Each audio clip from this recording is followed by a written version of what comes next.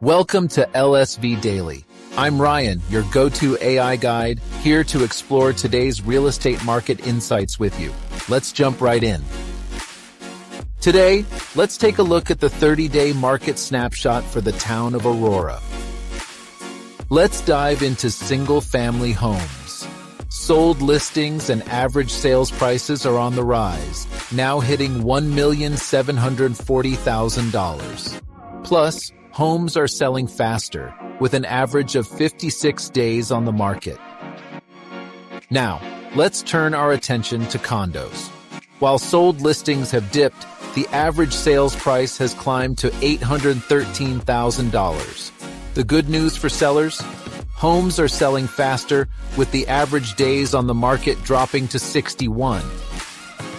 At lifestylevideos.com, our expert team is here to help you buy or sell your home with ease. Don't wait.